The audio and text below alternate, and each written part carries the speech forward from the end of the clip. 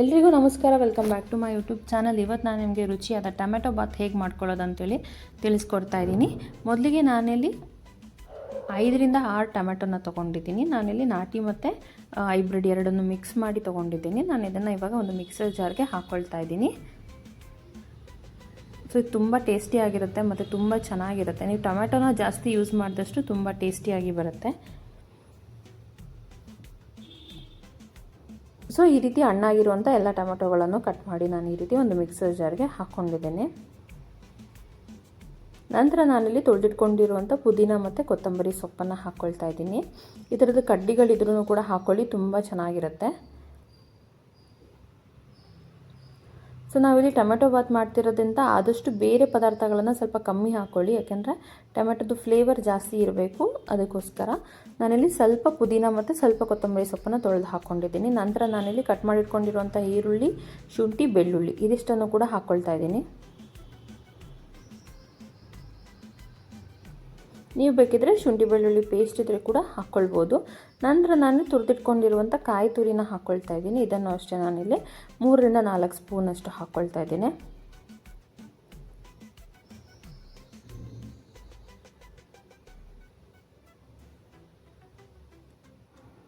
So comment ಸೆಕ್ಷನಲ್ಲಿ ತಿಳಿಸಿ ನೀವು ಯಾವ ರೀತಿ ಟೊಮೆಟೊ ಬಾತ್ ಮಾಡ್ತೀರಾ ಅಂತೇಳಿ. ಹಾಗೆ ಇದನ್ನು ಟ್ರೈ ಮಾಡಿ ಹೇಗೆ ಬಂತಂತ ಹೇಳಿ ಕೂಡ ತಿಳಿಸೋದನ್ನು ಮರಿಬೇಡಿ. ನನ್ನ ಚಾನಲ್ನ ಸಬ್ಸ್ಕ್ರೈಬ್ ಕೂಡ ಮಾಡ್ಕೊಳ್ಳಿ. ನಂತರ ನಾನಿಲ್ಲಿ ಸ್ವಲ್ಪ ಖಾರಕ್ಕೆ ತಕ್ಕಷ್ಟು ಕೆಂಪು ಮೆಣಸಿನ್ಕಾಯಿ ಪುಡಿನ ಹಾಕ್ಕೊಳ್ತಾ ಇದ್ದೀನಿ. ನಾನಿಲ್ಲಿ ಯಾವುದೇ ರೀತಿಯಾದ ಹಸಿರು ಮೆಣಸಿನ್ಕಾಯಿನ ಉಪಯೋಗಿಸ್ಕೊಳ್ತಾ ಇಲ್ಲ, ಅದಕ್ಕೋಸ್ಕರ ಕೆಂಪು ಮೆಣಸಿನ್ಕಾಯಿ ಪುಡಿನ ಹಾಕ್ಕೊಳ್ತಾ ಇದ್ದೀನಿ.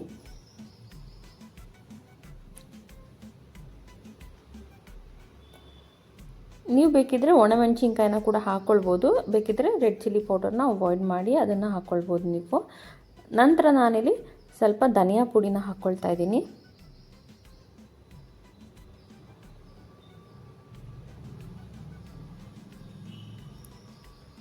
ಹಾಗೆ ನಾನಿಲ್ಲಿ ಯಾವುದೇ ರೀತಿಯಾದ ಗರಂ ಮಸಾಲ ಪದಾರ್ಥಗಳನ್ನು ಅಂದರೆ ಚಕ್ಕೆ, ಲವಂಗ ಅದನ್ನೆಲ್ಲ ಆಡಿಸ್ಕೊಳ್ಳೋಕ್ಕೆ ಹಾಕ್ತಾಯಿಲ್ಲ.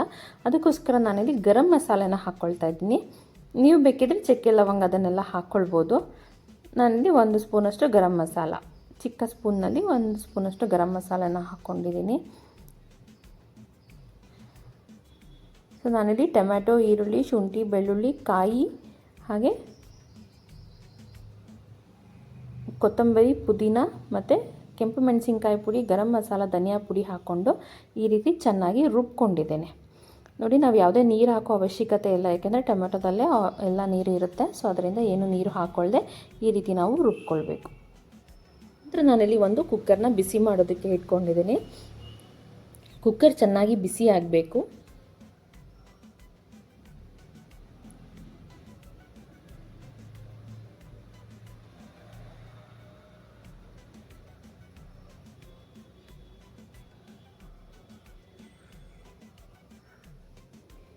ಸೊ ಕುಕ್ಕರ್ ಚೆನ್ನಾಗಿ ಬಿಸಿಯಾದ ನಂತರ ನಾನಿಲ್ಲಿ ಎಣ್ಣೆನ ಹಾಕ್ಕೊಂಡು ಅದಕ್ಕೆ ನಾನಿಲ್ಲಿ ಪಲಾವ್ ಎಲೆಗಳನ್ನು ಹಾಕ್ಕೊಳ್ತಾ ಇದ್ದೀನಿ.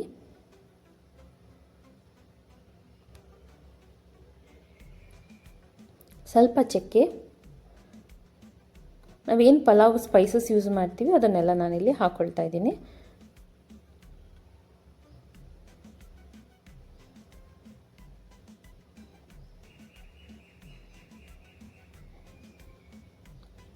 ನಾನಿಲ್ಲಿ ಸ್ಟಾರ್ ಹೂವನ್ನ ಕೂಡ ಹಾಕ್ಕೊಳ್ತಾ ಇದ್ದೀನಿ. ಸೊ ನೀವೆಲ್ಲ ಏನು ಪಲಾವ್ ಸ್ಪೈಸಸ್ನ ಯೂಸ್ ಮಾಡ್ತೀರಾ ಆ ಎಲ್ಲ ಸ್ಪೈಸಸ್ನ ನೀವಿಲ್ಲಿ ಹಾಕ್ಕೊಳ್ಬೋದು. ಸೊ ಇದೆಲ್ಲ ಎಣ್ಣೆಯಲ್ಲಿ ಚೆನ್ನಾಗಿ ಫ್ರೈ ಆಗಬೇಕು. ಅದ್ರ ಫ್ಲೇವರ್ ಎಲ್ಲ ಅದು ಎಣ್ಣೆಯಲ್ಲಿ ಬಿಡೋ ತನಕ ನಾವು ಈ ರೀತಿ ಫ್ರೈ ಮಾಡ್ಕೊಳ್ಬೇಕು.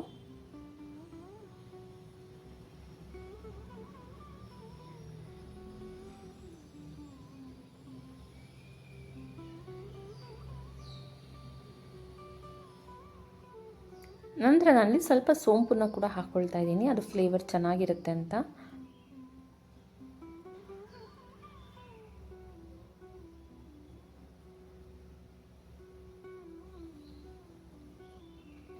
ಎರಡು ಲವಂಗ ಕೂಡ ಹಾಕ್ಕೊಂಡಿದ್ದೇನೆ.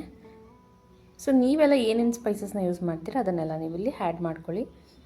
ಸೊ ಇದೆಲ್ಲ ಎಣ್ಣೆಯಲ್ಲಿ ಚೆನ್ನಾಗಿ ಫ್ರೈ ಆಗಬೇಕಾದ್ರೆ ನಾನು ಸ್ವಲ್ಪ ಇಲ್ಲಿ ಕಟ್ ಮಾಡಿ ಇಟ್ಕೊಂಡಿರುವಂಥ ಸ್ವಲ್ಪ ಈರುಳ್ಳಿನ ಹಾಕ್ಕೊಳ್ತಾ ಇದ್ದೀನಿ. ಸೊ ಈರುಳ್ಳಿ ಗೋಲ್ಡನ್ ಬ್ರೌನ್ ಆಗೋ ತನಕ ನಾವು ಎಲ್ಲದನ್ನು ನೀಟಾಗಿ ಫ್ರೈ ಮಾಡ್ಕೊಳ್ಬೇಕು. ಸೊ ಈರುಳ್ಳಿ ಗೋಲ್ಡನ್ ಬ್ರೌನ್ ಆದ್ರೇ ಅದೊಂದು ಒಳ್ಳೆ ಟೇಸ್ಟನ್ನು ಕೊಡುತ್ತೆ.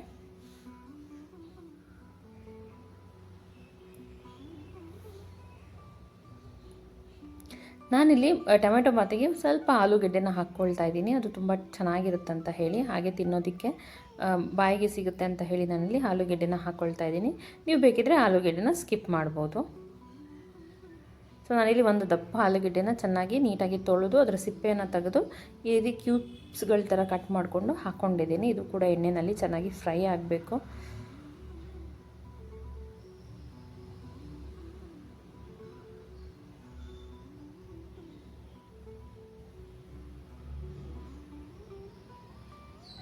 ನಂತರ ರುಬ್ಬಿಟ್ಕೊಂಡಿರುವಂಥ ಮಸಾಲೆನ ಹಾಕ್ಕೊಳ್ಬೇಕು.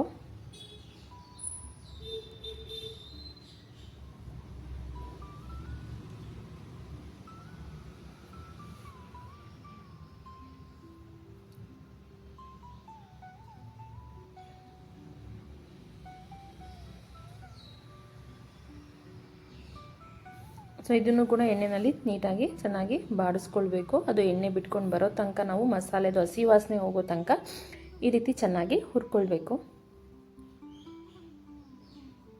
ನಂತರ ರುಚಿಗೆ ತಕ್ಕಷ್ಟು ಉಪ್ಪನ್ನು ಹಾಕ್ಕೊಳ್ತಾ ಇದ್ದೀನಿ ನಾನು, ಯಾಕೆಂದರೆ ನಾವು ಹಾಕಿರುವಂಥ ಆಲೂಗೆಡ್ಡೆ ಮತ್ತು ಮಸಾಲೆ ಸ್ವಲ್ಪ ಉಪ್ಪನ್ನು ಅಬ್ಸರ್ವ್ ಮಾಡ್ಕೋಬೇಕಂತ ಹೇಳಿ ನಾನು ಇವಾಗಲೇ ಉಪ್ಪನ್ನು ಹಾಕ್ಕೊಳ್ತಾ ಇದ್ದೀನಿ. ಸೊ ಇದನ್ನು ಕೂಡ ಚೆನ್ನಾಗಿ ಮಿಕ್ಸ್ ಮಾಡಿಕೊಳ್ಬೇಕು.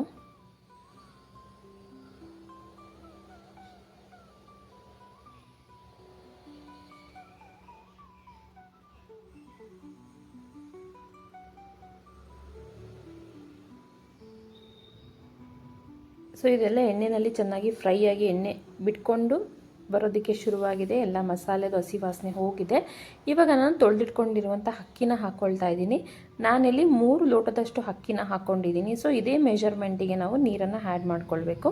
ನೀವು ಯಾವ ಮೆಷರ್ಮೆಂಟದು ಯೂಸ್ ಮಾಡ್ತೀರಾ ಬೌಲ್ನ, ಅದರದ್ದು 2ರಷ್ಟು ನೀರನ್ನು ನೀವಿಲ್ಲಿ ಹಾಕ್ಕೊಳ್ಬೇಕಾಗತ್ತೆ. ನೀವು ಅಕ್ಕಿನ ಎಷ್ಟು ಹಾಕ್ಕೊಳ್ತೀರಾ ಅದರದ್ದು 2 ಪಟ್ಟು ನೀರನ್ನು ಹಾಕ್ಕೊಳ್ಬೇಕು. ಇಲ್ಲ ನಿಮ್ಮ ಅಕ್ಕಿಗೆ ಸ್ವಲ್ಪ ಕಮ್ಮಿ ನೀರು ಹಿಡಿಸುತ್ತೆ ಅಂದರೆ ಅಷ್ಟು ಕೂಡ ನೀವು ಹಾಕ್ಕೊಳ್ಬೋದು. ಅದು ನೀವು ರೆಗ್ಯುಲರಾಗಿ ಯಾವ ಅಕ್ಕಿನ ಮನೆಯಲ್ಲಿ ಯೂಸ್ ಮಾಡ್ತೀರಾ ಅದೇ ಅಕ್ಕಿನ ನೀಟಾಗಿ ತೊಳೆದು ಈ ರೀತಿ ಹಾಕ್ಕೊಳ್ಬೇಕು. ಸೊ ನಾನಿವಾಗ ನೀರನ್ನು ಸೇರಿಸ್ಕೊಳ್ತಾ ಇದ್ದೀನಿ. ಸೊ ಈ ರೀತಿ ಚೆನ್ನಾಗಿ ಮಿಕ್ಸ್ ಮಾಡಿಕೊಳ್ಬೇಕು. ಅದು ಚೆನ್ನಾಗಿ ಮಿಕ್ಸ್ ಆಗಿ ಈ ರೀತಿ ಕುದಿಯೋದಕ್ಕೆ ಶುರುವಾಗಬೇಕು. ನೋಡಿ, ಈ ರೀತಿ ನೀಟಾಗಿ ಮಿಕ್ಸ್ ಮಾಡಿಕೊಳ್ಬೇಕು.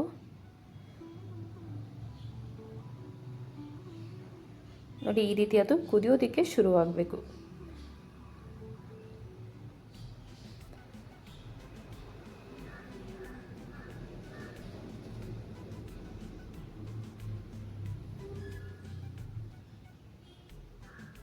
ಸೊ ಇವಾಗ ಇದು ಚೆನ್ನಾಗಿ ಕುದಿಯೋದಕ್ಕೆ ಶುರುವಾಗಿದೆ. ಇವಾಗ ನಾನು ಲಿಡ್ಡನ್ನು ಕ್ಲೋಸ್ ಮಾಡ್ತಾ ಇದ್ದೀನಿ. ಸೊ ಲಿಡ್ಡನ್ನು ಕ್ಲೋಸ್ ಮಾಡಿ ನಾನು ಇದನ್ನು 2 ವಿಷಲ್ನ ಬರೆಸ್ಕೊಳ್ತೇನೆ. ಸೊ ಇವಾಗ ಇದು 2 ವಿಷಲ್ ಬಂದಾಗಿದೆ. ಈಗ ತಣ್ಣಗಾಗಿದೆ ಇದು ಸ್ವಲ್ಪ.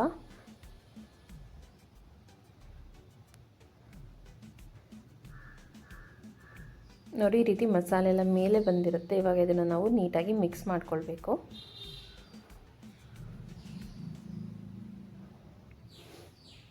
ಸೊ ಎಲ್ಲದನ್ನು ಈ ರೀತಿ ನೀಟಾಗಿ ಮಿಕ್ಸ್ ಮಾಡಿಕೊಳ್ಬೇಕು.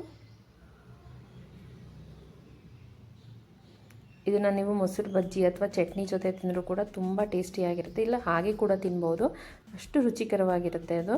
ನೀವು ಒಂದ್ಸಲ ಟ್ರೈ ಮಾಡಿ, ಹಾಗೆ ಹೇಗೆ ಬಂತಂತೇಳಿ ನನಗೆ ಕಮೆಂಟ್ ಸೆಕ್ಷನಲ್ಲಿ ತಿಳಿಸೋದನ್ನು ಮರಿಬೇಡಿ. ಮತ್ತು ನೀವು ಯಾವ ರೀತಿ ಮಾಡ್ತೀರಾ ಅಂತ ಹೇಳಿ ಕೂಡ ನನಗೆ ತಿಳಿಸಿ. ನೋಡಿ, ಈ ರೀತಿ ಎಲ್ಲದನ್ನು ನೀಟಾಗಿ ಮಿಕ್ಸ್ ಮಾಡಿಕೊಂಡು ಅದನ್ನು ನಾವು ಸರ್ವ್ ಮಾಡ್ಬೋದು ಚಟ್ನಿ ಅಥವಾ ಮೊಸರು ಬಜ್ಜಿ ಜೊತೆಗೆ. ಸೊ ವಿಡಿಯೋ ಇಷ್ಟ ಆದರೆ ಲೈಕ್, ಶೇರ್, ಸಬ್ಸ್ಕ್ರೈಬ್ ಮಾಡೋದನ್ನು ಮರಿಬೇಡಿ. ಇದೇ ರೀತಿ ವೀಡಿಯೋಸ್ಗಾಗಿ ನನ್ನ ಚಾನಲ್ಗೆ ಸಬ್ಸ್ಕ್ರೈಬ್ ಮಾಡ್ಕೊಳ್ಳಿ.